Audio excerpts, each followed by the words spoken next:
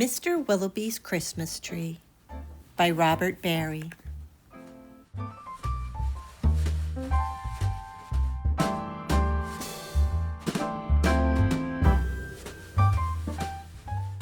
Mr. Willowby's Christmas tree came by special delivery, full and fresh and glistening green, the biggest tree he had ever seen. Dashed downstairs to open the door. This was the moment he'd waited for. "A magnificent tree, splendid," he cried. "Please, sir, won't you carry it right inside? I think it might look best this year, right in the parlor corner here."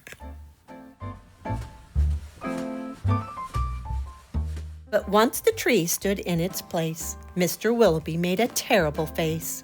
The tree touched the ceiling, then bent like a bow. "Oh, good heavens," he gasped, "something must go." Baxter the butler was called on in haste to chop off the top, though it seemed quite a waste. "That's great," Mr. Willowby cried with glee.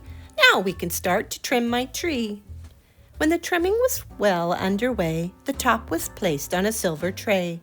Baxter said, "I know just who'd be delighted with this Christmas tree." So it was presented to Miss Adelaide, Mr. Willowby's upstairs maid. "Won't this tree be a pretty sight when I have trimmed it later tonight? But the top, oh dear, I'm so afraid, will have to be cut," sighed Miss Adelaide. And so with scissors, sharp and long, she snipped off the top while she hummed a song. The top was set out the very next day, in back of the house, to be thrown away. That little treetop caught the eye of Tim, the gardener, passing by. He certainly was not about to see that little tree thrown out. He hurried home straight away to see what Mrs. Tim would say. Fa la la, surprise, surprise! His wife could not believe her eyes. "But our house," she said, "is so snug and small. I do not believe we need it all." And before Tim had a chance to shout, she cut off the top and threw it out. Barnaby Bear was padding by. It almost hit him in the eye. Now who would throw a tree away so very close to Christmas Day? "I'll take it home, that's what I'll do. Look, Mama Bear, I have a present for you." "Isn't it a pretty tree?" yawned Barnaby quite drowsily. But Little Bear, standing off far, cried out, "That tree won't hold a star."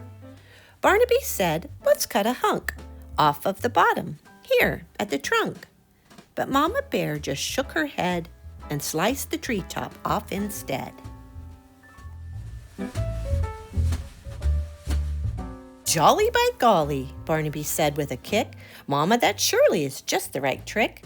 Let's trim it with bells and honey rings, some berries and tinsel and popcorn on strings. Mama said, trim it just as you like. I've got to tidy up for the night. This top we won't need any more. I'll put it just outside the door." Later on that frosty night, Frisky Fox came into sight.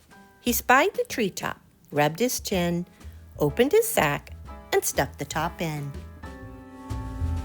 He scampered home and jumped his gate. This Christmas present couldn't wait. "It's even better than mincemeat pie," said Mrs. Fox with a happy sigh. Then the foxes saw that their Christmas prize was just a wee bit oversize. "There, my dears, don't you worry. I'll fix this top now in a hurry." Benjamin Rabbit found it then, just outside the fox's den. "It seems," he thought, "most certainly Santa left that for my family." "Look," he cried, "see the tree I found?" With that he called his family round. Then there was a merrymaking, rollicking, frolicking, carrot-shaking celebration around the tree. All were as happy as rabbits can be. Benjamin Rabbit, with his own hand, sliced a carrot and made a stand.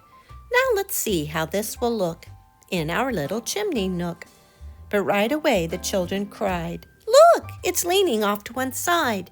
"It's too tall, that's all," said Mrs. Rabbit, and as though it were a summer carrot, she gave it a chop and threw away the top. Then Mistletoe Mouse just happened to see that tiny tip of a Christmas tree.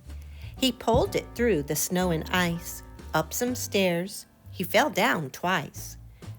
At last he reached his cozy house.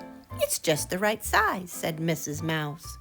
Then at the top, if you please, they put a star made out of cheese. Oh, wasn't it grand to have a tree exactly like Mr. Willowby?